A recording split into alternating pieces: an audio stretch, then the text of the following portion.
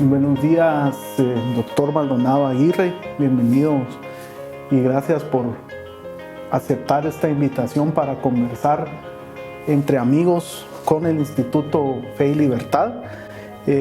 Por supuesto, un personaje que no necesita mayor introducción en el país, destacado participante en la vida política y la historia nacional, tanto en el organismo ejecutivo como en el legislativo, en la diplomacia nacional y de manera más relevante, por supuesto, como diputado o representante a la Asamblea Nacional Constituyente que redactó nuestra actual Constitución, posteriormente magistrado en varias ocasiones de la Corte de Constitucionalidad y finalmente presidente de la República. Entonces es un honor verdaderamente poder tener esta charla con usted, se lo agradezco mucho.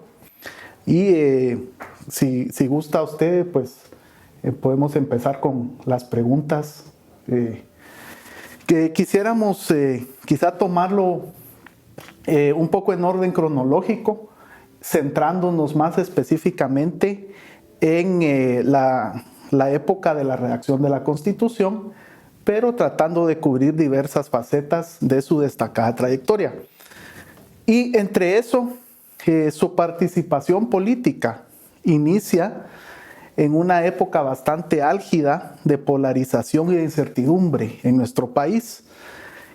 Le quería preguntar qué diferencias y a la vez qué semejanzas ve usted entre aquella época y la época actual, donde también tenemos bastante polarización e incertidumbre. Y sobre esa base, ¿qué consejos daría usted a quienes hoy quisieran entrar a la actividad política?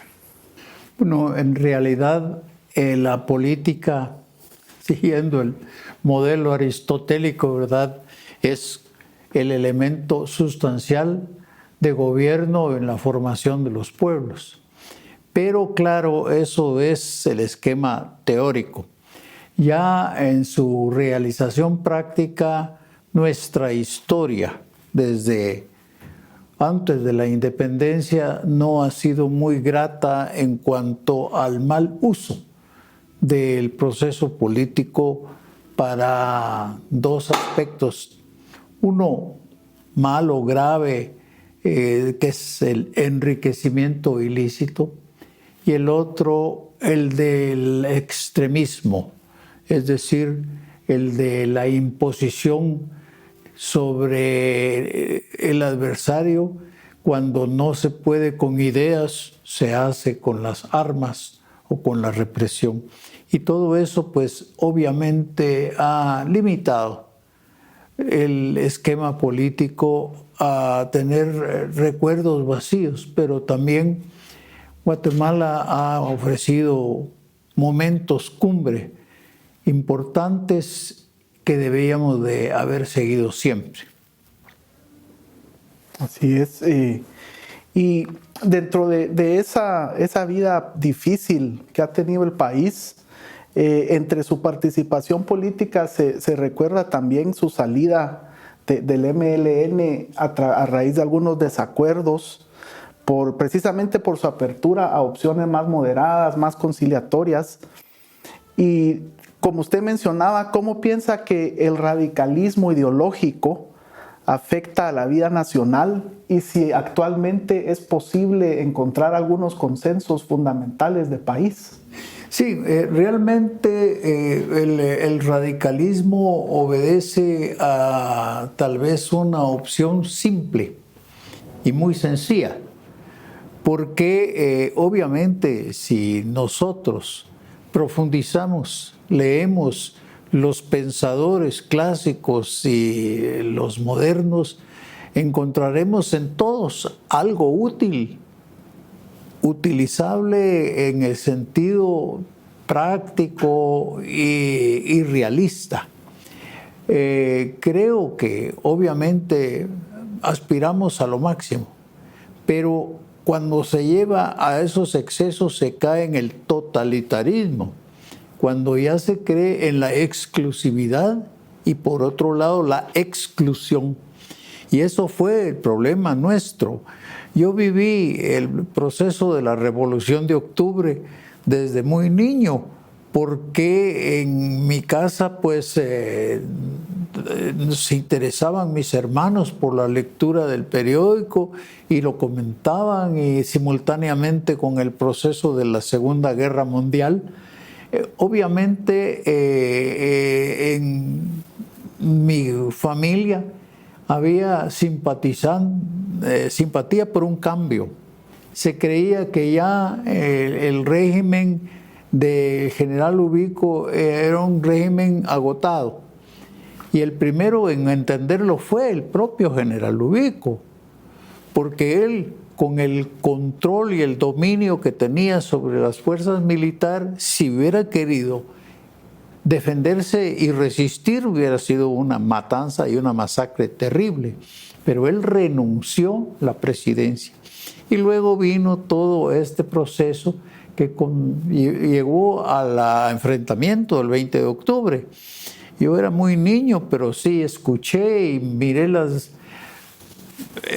bombas que pasaban por la casa. Nosotros vivíamos en el camino entre la Guardia de Honor y el castillo de San José, y aunque nos encerraron en la cocina, pero la curiosidad nos hacía salir al patio a ver las bengalas. Y al día siguiente un día luminoso, empezó a tranquilizarse. Sentimos una pena porque un amigo de mi hermano, Andrade Páez, murió en esa contienda. Hijo de los Páez, de doña María Luisa Andrade Keller de Páez. Pero digo yo, lo vive uno, lo siente, lo percibe, y eso, amanecer del 20 de octubre fue luminoso. Y después, cuando se hacen las reuniones en el Parque Central, aclamando al triunvirato, pues fue una jornada de civismo. Todo el país estaba unificado, todos estaban en una sola conciencia. Pero luego viene también la separación, no solo la ideológica, sino la de los intereses. Y se produjo lo que terriblemente decisivo para polarizar el país, el asesinato del coronel Francisco Javier Arana. Y como yo desde muy niño andaba con un señor vecino nuestro a quien yo le debía mucha fe, don Arturo Antoniotti, que él en las madrugadas se levantaba con su esposa a atender a mi hermano, que estaba muy mal de un cáncer incurable, y en esas madrugadas él lo levantaba en sus manos para que le cambiaran su ropa y le pudieran inyectar la morfina que necesitaba para tranquilizarse. Yo lo vi siempre, yo admiré mucho a ese señor por su bondad, y él se hizo aranista. Y cuando matan a Arana, al primero que fueron a sacar a su casa fue a don Arturo. Yo era muy niño, pero me dolió ver que un señor tan bondadoso lo sacaran en bata del baño y se lo llevaran en carros. Y estuvo preso en la penitenciaría sin haber participado él en eventos militares. Digo yo, pues esos son los ingredientes que van generando la polarización y que se hace muy complicado y difícil tomar los aspectos de armonización, que es lo que nosotros en el Partido Nacional Renovador que formamos, es lo que tratábamos de hacer, reconocer los valores ideológicos de ambas posiciones para buscar una armonización. Gracias. Y precisamente hablando del partido y haciendo ya un salto en el tiempo, yendo a la elección de los integrantes de la Asamblea Nacional Constituyente de 1984-85, Sabemos que de los 88 integrantes que fueron electos el 1 de julio, participaron 17 partidos, votó el 78% del padrón electoral, es decir, hubo bastante participación, y los escaños quedaron repartidos: 23 Alianza MLN-CAN, 21 UCN, 20 Democracia Cristiana, 10 al PR, 5 precisamente al PNR, 5 también al PID y 1 cada uno al PUA, al FUN y a HORAS. ¿Considera usted que esta integración de la Asamblea Nacional Constituyente representó un sentir auténtico de la población en aquel momento? ¿Qué tanto se logró una apertura y una participación plural frente a la polarización que había existido inmediatamente antes? Creo yo que esa fue una elección bastante nítida, en el sentido de que se distribuyeron las diputaciones de conformidad con el peso político que los grupos tenían. Bueno, la Democracia Cristiana ya era un grupo respetable. El MLN también conservaba los vestigios de su posición, y también las fuerzas que se identificaron con otras corrientes.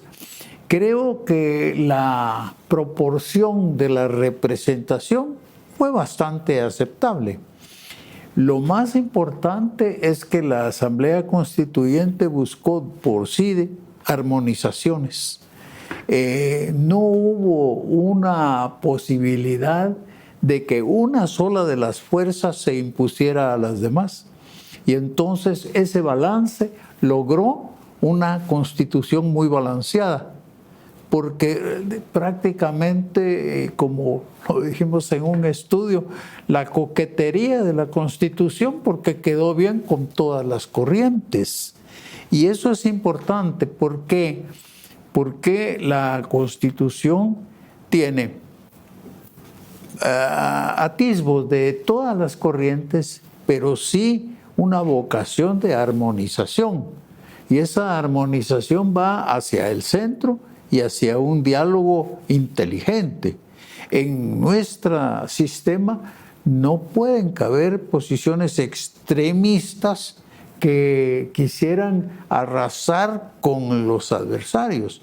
No estamos en Cuba, estamos en un sistema en que hay pluralismo político, y ojalá pues se conserve.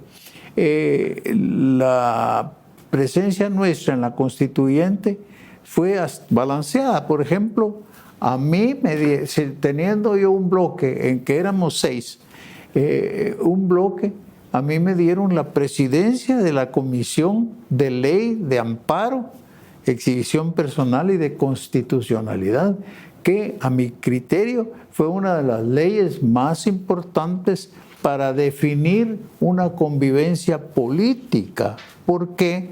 Porque la ley de amparo es una ley de orden político y busca el entendimiento, la armonización para tener un país lo más compacto y unificado posible.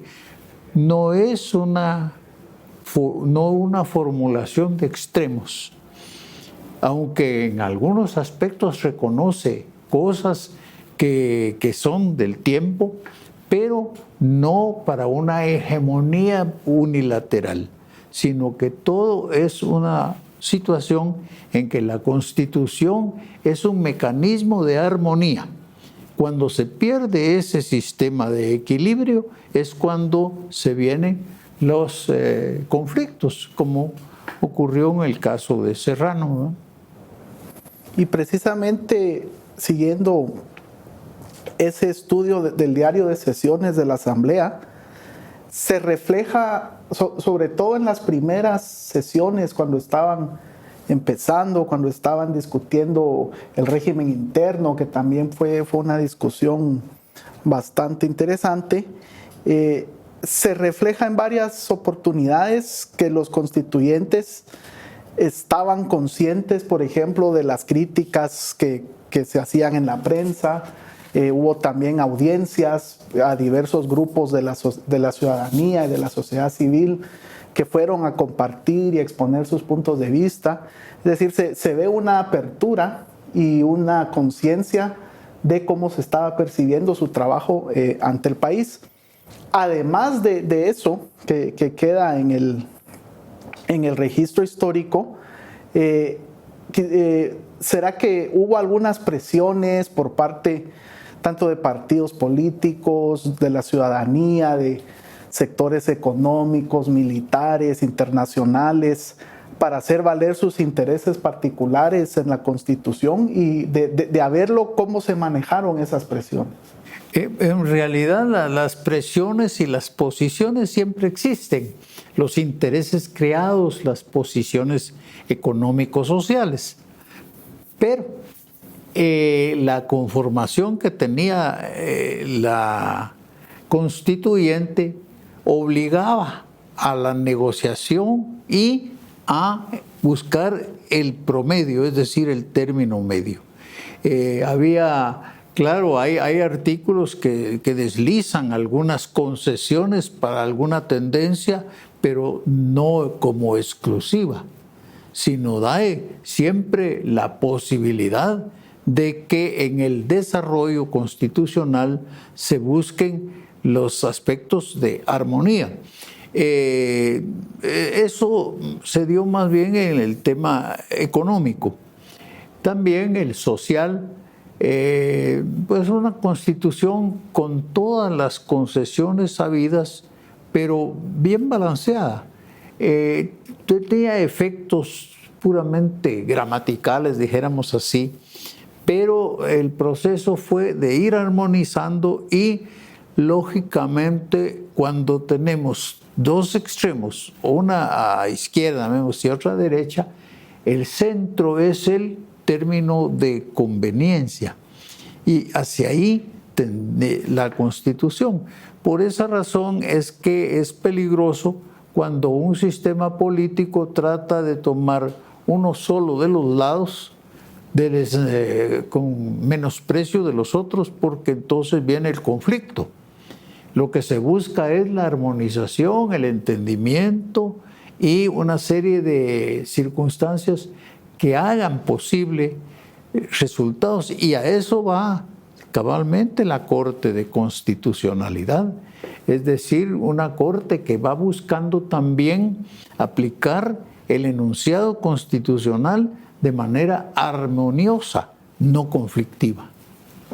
Sí, y justamente eso coincide con el juicio académico conocido de Jorge Mario García Laguardia, ¿verdad? Cuando él menciona que la Constitución refleja compromisos políticos amplios, productos de negociaciones, aunque también él critica que esas negociaciones se materializaron a veces en dejar algunas cuestiones diferidas para leyes específicas, algunas de las cuales no se han promulgado, ¿verdad? Por ejemplo, se habla de la ley de aguas, etc.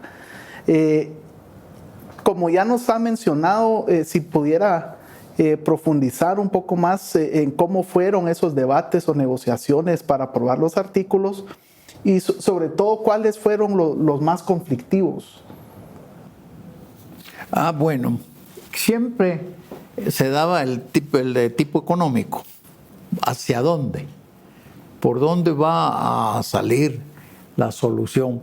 Y la constituyente armonizó.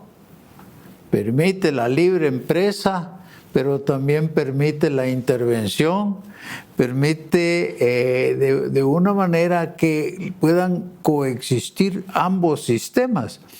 Y esto es lo importante, porque abre espacios para que diferentes tendencias políticas puedan gobernar, como la Constitución de los Estados Unidos, cuyo gran balance está en su Tribunal Supremo.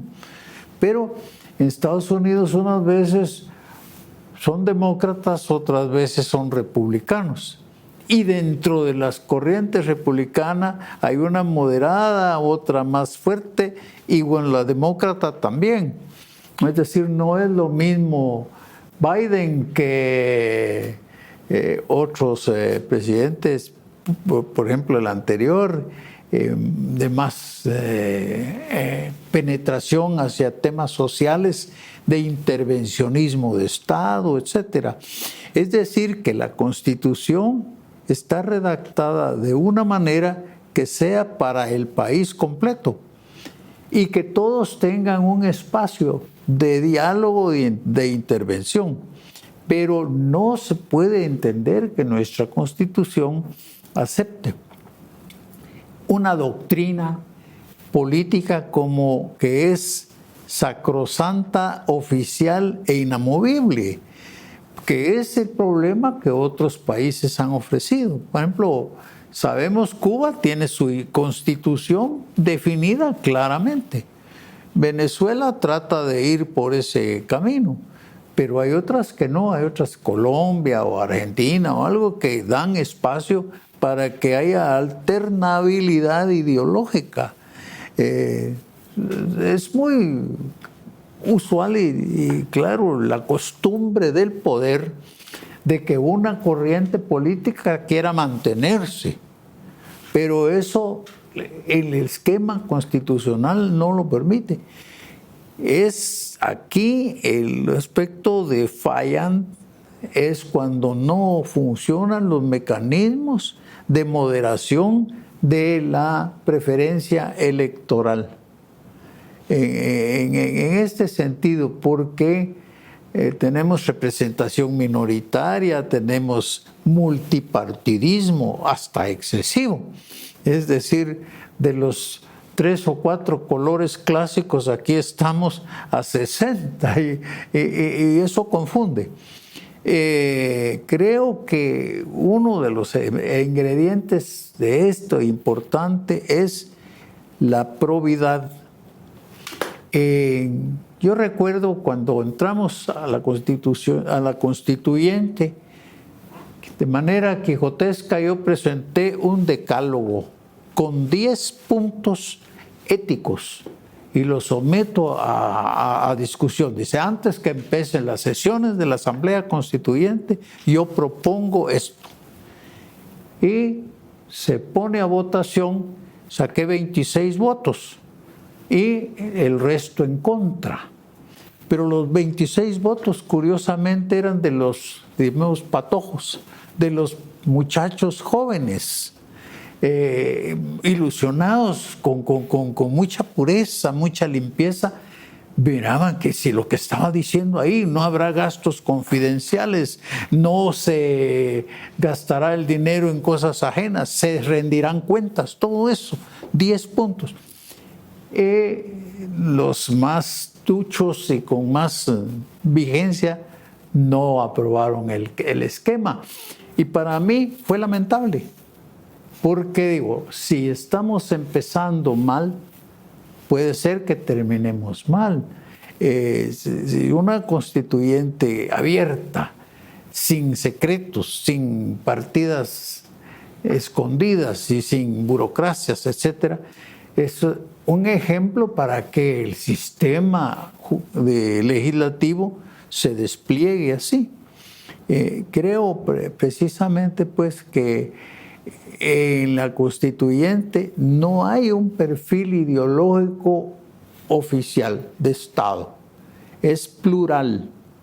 Y de ese pluralismo caben las corrientes. Como no todos pueden tener la mayoría de la población, obviamente se dan los contrapesos, que eso es lo importante. Bien, y justamente en ese proceso de redactar la Constitución se evidencia, como usted nos ha comentado, que los constituyentes desarrollaron esa visión de un régimen político, de una república democrática. ¿Considera usted que esa visión de nación se ha consolidado en la práctica y cómo se podría transmitir a generaciones futuras? En realidad, para mí el esquema era este. La Constitución es democrática, abierta, con cabida para todas las corrientes. No hay proscripción de ningún partido político.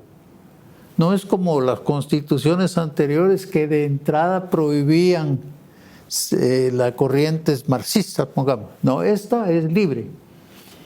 Pero lo que debía de funcionar es cabalmente esa expresión ideológica.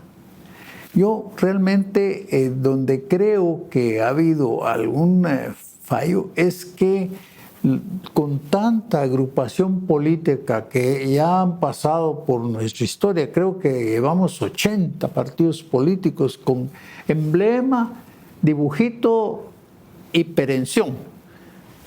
Participan, a veces algunos llegan al gobierno, otros no, y desaparecen. Inclusive los grandes partidos clásicos desaparecieron. Pero eso en realidad no lo previeron los constituyentes, a ninguno se nos ocurrió de que se iba a volver tan sencillo, tan fácil, tan liviano formar un partido político que se volvió un negocio y se volvió un deporte o se volvió un pasatiempo, pero no una conformación seria, ideológica, bien sustentada. Entonces, esto se ha complicado mucho. Se hacen alianzas muy de yo me doy, tú me das, y entonces no creo que esté reflejando en sí la sociedad como debe ser. Tengo la idea de que de los grandes perfiles clásicos, liberal y conservador, que son las claves para marcar los parámetros como es en los Estados Unidos, como es en Europa. Pero claro, con sus matices, sus cambios, sus adaptaciones y sus concesiones. Lamentablemente creo que la Constitución nuestra es tan abierta que no permite poner limitaciones a los abusos que se han cometido.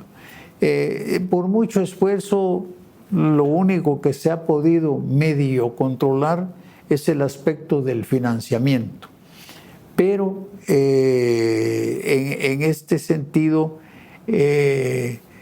no ha sido lo suficientemente fuerte porque hay sectores que tienen con mucha razón conservadores de sus recursos que no los están echando como apostar en un casino, sino ellos están apoyando moderadamente algunas corrientes y que las campañas se han vuelto caras. En este sentido, cuando yo hacía campaña salíamos a caminar a la calle con un micrófono, pero ya entrar por televisión, ya entrar por prensa, ya entrar por vallas que costaban un dineral, entonces ahí a los partidos pequeños prácticamente los anulaban. Sí, y pasando a otro aspecto muy importante de la Constitución, usted, como ya nos mencionaba, presidió e integró la comisión que redactó la Ley de Amparo y después ha tenido la oportunidad de ponerla en práctica ya como magistrado constitucional en diversas oportunidades, presidiendo la Corte de Constitucionalidad. Desde esas dos perspectivas privilegiadas que usted tiene, ¿cómo describiría o cómo evaluaría la evolución de la justicia constitucional en el país? Y si tuviera usted que dar algún consejo, alguna observación, alguna orientación para la justicia constitucional a futuro, especialmente ahorita que estamos empezando una magistratura nueva. Bueno, en realidad la Corte de Constitucionalidad empezó funcionando bien. desde el punto de vista de que fue una corte consciente de sus poderes, pero cuidadosa de no exagerar posiciones. Siempre buscó el término de armonización. Cuando se fundó la primera Corte de Constitucionalidad, yo recuerdo, trabajábamos con una mesita y unas máquinas de escribir y todo, pero creo yo, gente muy sabia. El primer presidente supo llevar las cosas por términos correctos y la Corte empezó a ser la solución satisfactoria para todas las corrientes, porque permitía naturalmente la libertad política, la libertad de ejercicio, de expresión, etc. Pero era su función vigilar que se cumpliera exactamente con los parámetros constitucionales. Hubo tiempos en que desafortunadamente la Corte empezó a tratar de ser cooptada, por ejemplo, no por el esquema ideológico, no, sino por las candidaturas. Si hay una candidatura que aparentemente es prohibida, pues hay que buscar quienes van a opinar de manera diferente para que permitan una opción que la Constitución estaba negando. Entonces ahí hubo esos elementos que realmente sucedieron y que dieron a entender, transfirieron mensaje de que la Corte era un mecanismo apto para posicionamiento político ideológico, que lógicamente la Corte debe ser plural en su sentido correcto. Yo afortunadamente conocí mucho la Corte española, conocí mucho la Corte en Chile, la Corte en Argentina, etcétera, que siempre tratan los temas políticos, no los pueden eludir, pero siempre van buscando el término medio, el término satisfactorio para la convivencia social. No se están buscando una posición activista, porque no le corresponde.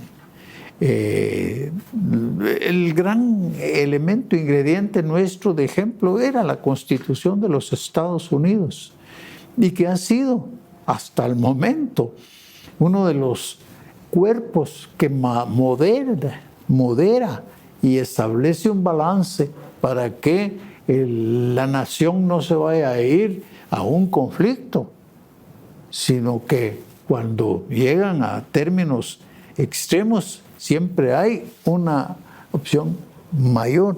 Yo espero pues que la Corte de Constitucionalidad comprendan su grave función estabilizadora, de balance, de equilibrio de la sociedad y del poder, para que sus sentencias sean reflexivas, meditadas y nunca de compromiso. Muchas gracias. Y otro, ciertamente, parteaguas en la historia nacional fue el año 2015, dentro del cual usted llegó a tener una cercanía, la máxima cercanía posible a los eventos que sucedieron, llegando incluso a asumir la presidencia de la República como consecuencia. Y habiendo vivido eso, ¿qué legado piensa usted que dejó el 2015 a Guatemala y cómo se podría retomar el ímpetu cívico que se vivió en aquel entonces? Algo admirable. Cabalmente en esas circunstancias, a mí me tocó representar a Guatemala en la reunión de Europa y América Latina que se realizó en Europa. Y ahí lo que los jefes de Estado o cancilleres que comentábamos el asunto me decían, qué admirable, me dice, solo se ven banderas. Y les dije, sí, y no hay violencia. Primero, porque no hubo represión. Eso, la historia sabrá reconocerlo en su momento. Pero yo sí lo digo claramente. Cuando hablé con el presidente que renunciaron después, Pérez, le dije, creo que se está actuando correctamente, que no haya el más mínimo atisbo de represión política. Hay que dejarlos que se reúnan, que participen y que se presenten. Y en el hecho es ese, como no hubo represión, no hubo un golpeado, no hubo un apaleado, no hubo lo que yo lo viví cuando joven. A cada momento íbamos a protestar a la Parque Central y nos retrasaban a balazos y a garrotazos. En cambio, en ese caso no hubo una presentación del público. Yo lo hablé con el presidente en esa época y cabalmente me dijo, sí, no tenga cuidado, me dijo. Las fuerzas militares van a estar muy lejos ahí y la policía también con instrucciones de ni siquiera acercarse a los manifestantes. Y era un paisaje hermosísimo, las banderas y banderas por todos lados. Fue civismo puro.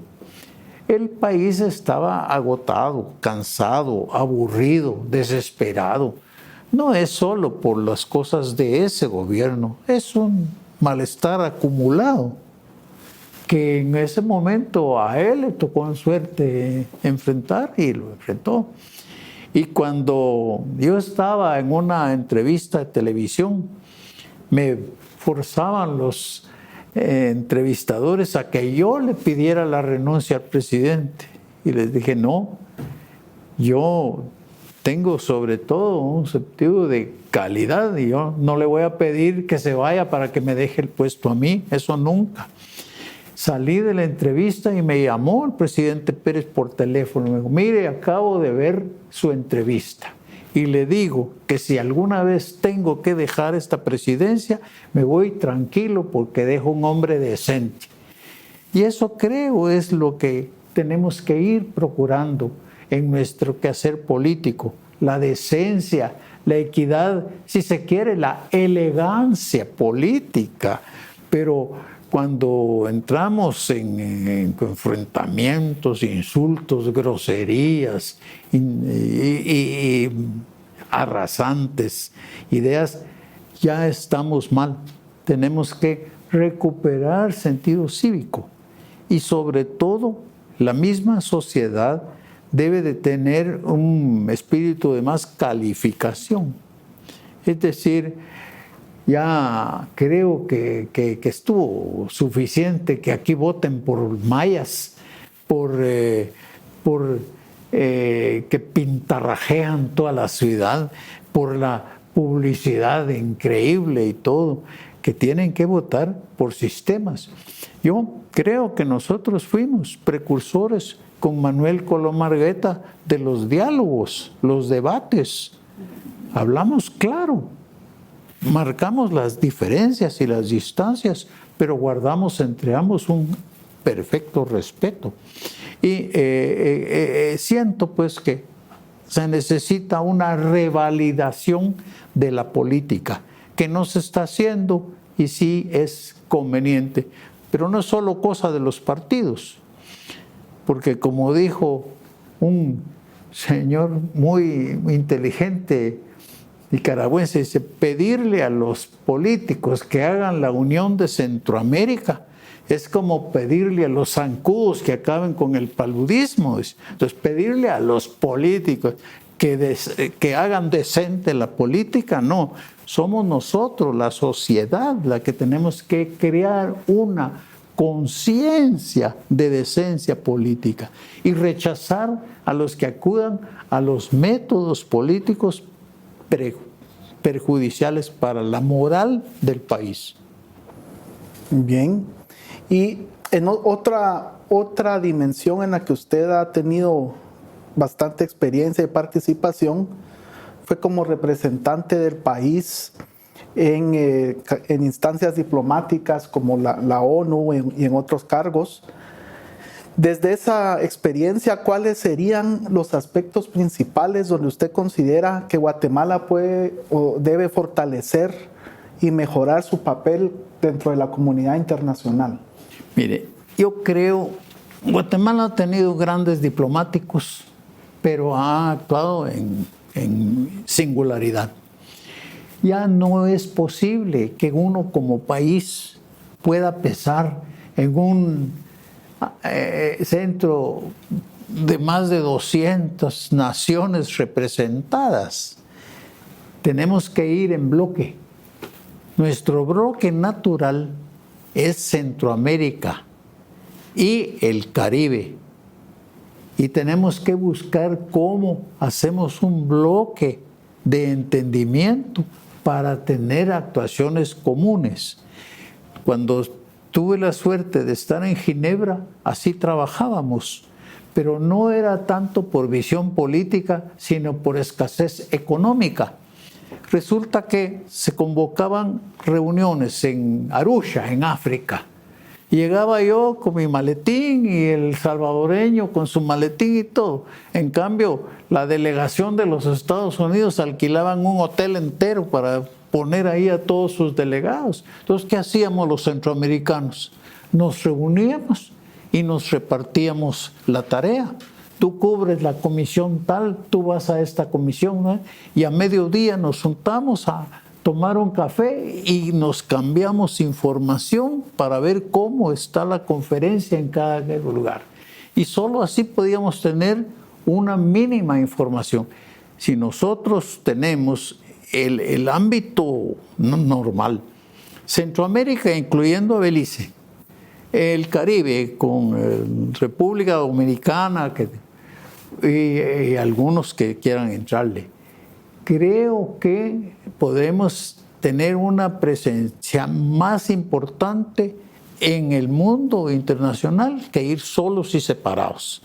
Y lo hacíamos en Ginebra, les digo, era simpatiquísima la delegada de Costa Rica, porque ella siempre decía, mire, es que uno que solo le mandan, pero medio para los viáticos, y cómo le va a alcanzar a uno estar en todos los foros que aquí se dan. Pero si dice, bueno, el salvadoreño cubre la comisión económica, el hondureño cubre la social, así, y nos vemos a mediodía y así tenemos informado a nuestro gobierno lo que aquí está pasando. Creo que de esa manera tenemos una mejor presencia. Individualmente no pesamos nada. Bien. Para concluir con otro par de preguntas, como usted ha mencionado, precisamente la Constitución actual trata de armonizar diversas tendencias, diversos modelos, pero a veces llevar esa armonización a la práctica requiere, como usted bien ha dicho, el alcance de consensos políticos. Y quizá un problema que ha vivido el país es que en ausencia de esa madurez político-partidaria, la Corte, la justicia constitucional ha tenido que hacerse cargo de algunos temas. Quizá el que más polémica ha causado ha sido precisamente la conjugación de propiedad privada, propiedad estatal y de propiedad comunitaria de los pueblos indígenas y todos estos temas que han sido tan discutidos en el país. Habiendo sido usted magistrado constitucional, ¿cómo piensa usted que los órganos políticos, el legislativo, el ejecutivo, deberían mejorar su actuación para que la Corte no se vea en necesidad de, como dicen coloquialmente, entrar a batear en esas situaciones? Bueno, ese problema es cabalmente que la Corte tiene al final que arbitrar cuando en los órganos políticos se dan esos desajustes o esos descontroles. Y es aquí donde entra a funcionar una corte armonizante. Voy a poner un ejemplo. Nosotros tuvimos un caso en que impugnaban la fábrica de cemento en San Juan, Zacatepeques, y que había que hacer una consulta popular para ver si la aceptaban o no la aceptaban, etc. Nosotros recibimos el tema planteado y resolvimos. Primero, se tiene que ir a la consulta, pero la consulta no es unilateral. ¿Por qué? Porque el cemento no es que sea beneficio de una empresa. El cemento es un producto de primera necesidad de servicio para los guatemaltecos. Cuando uno ve el terremoto que hubo en Guatemala, que hubo 25,000 muertos y que casi todos murieron porque se les cayeron las casas de adobe encima. Sabíamos que el cemento es un elemento sustancial de la seguridad de las personas. Es decir, el hecho pues que lo produzcan empresas no quiere decir que no sea para el servicio social. Entonces, un momento, nosotros como Corte no vamos a prohibir que hagan una empresa cementera. Lo que sí vamos a pedir es que la empresa cementera se ponga de acuerdo con ustedes en ciertos parámetros de seguridad, de salud, de tranquilidad, etcétera. Y que si ustedes quieren hacer su asamblea, háganla desde luego, tienen todo el derecho de hacerlo. Pero su asamblea no puede ser unilateral. Ustedes no pueden imponer sus intereses en contra de los intereses del resto de la sociedad. Entonces ahí salieron todos contentos y se hicieron las consultas y todo bien hecho, pero se mantuvo el principio de que hay intereses de tipo social. Entonces, ¿cómo no va a ser interés de sociedad una gran hidroeléctrica? Pero si eso en la historia sabemos, Egipto y todos los grandes países, Estados Unidos, se han desarrollado muchas veces a través de una gran hidroeléctrica. Pero claro que esa hidroeléctrica no llegue deshaciendo poblaciones y haciendo cuestiones, necesita que haya un balance, una contraprestación y un reconocimiento de esos derechos. Entonces, todo puede armonizarse, pero la Corte no puede ser activista. La Corte no puede ser también uno de los sujetos del conflicto. La Corte es uno de los sujetos de la solución, no del conflicto. Y eso depende, pues, de quienes la integren. Muy bien, y por último, ahorita, a través de los retos que ha vivido el país y el mundo entero con la pandemia, y se han agravado o se han puesto de manifiesto varias necesidades urgentes del país, ¿consideraría usted que Guatemala se encuentra atravesando una crisis constitucional? ¿Y qué acciones considera que serían urgentes para brindar estabilidad política en el momento actual? Es muy complicado, difícil, porque son fenómenos que se presentan para los cuales los países no estaban preparados. Y sobre todo en la dimensión de que es el nivel mundial, global. Lo que realmente creo que debe hacerse es tener parámetros de racionalidad y dar la prioridad correspondiente. Pero también, y ahí no es pedir limosna, sino pedir justicia, porque nosotros no creamos el virus, él vino de afuera.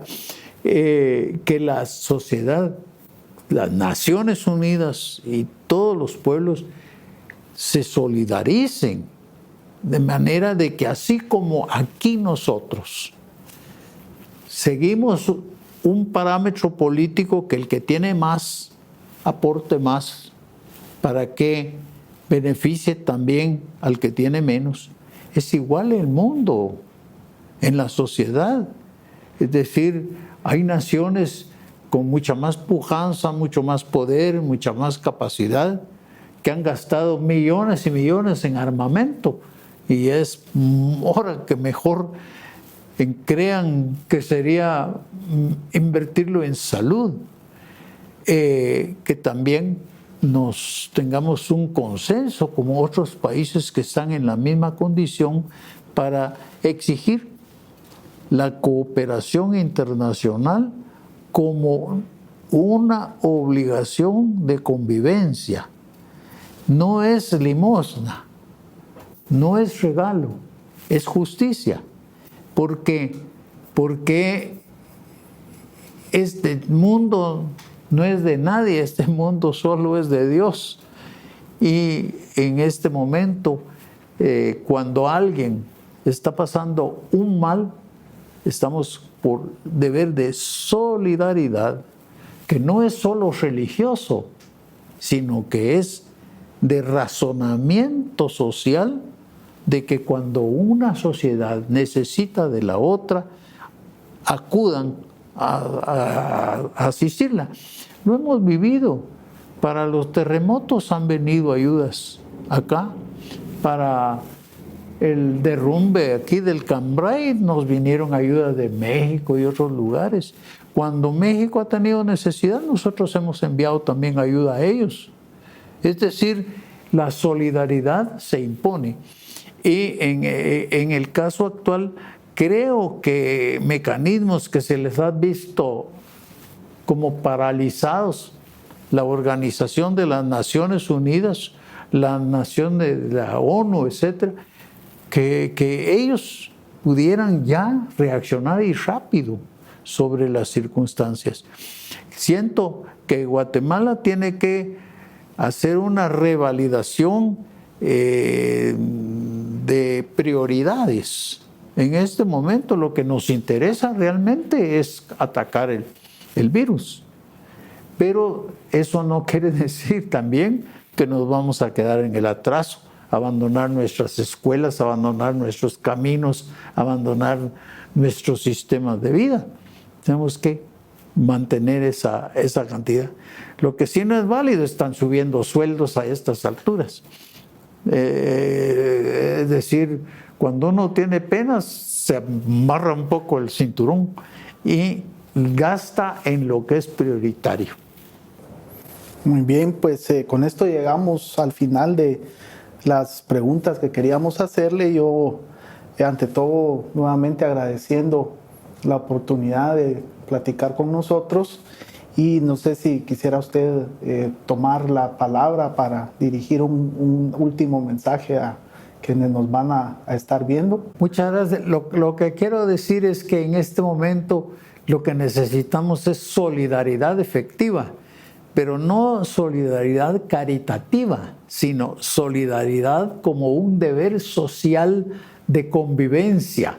Seres humanos atendiendo problemas de seres humanos, no solo a nivel nacional, sino a nivel internacional, y formar nosotros bloques con otros países para unirnos y reclamar que se atiendan los problemas que tenemos, porque nosotros somos parte del mundo y el mundo tiene que respetar a todos y cada uno de sus componentes.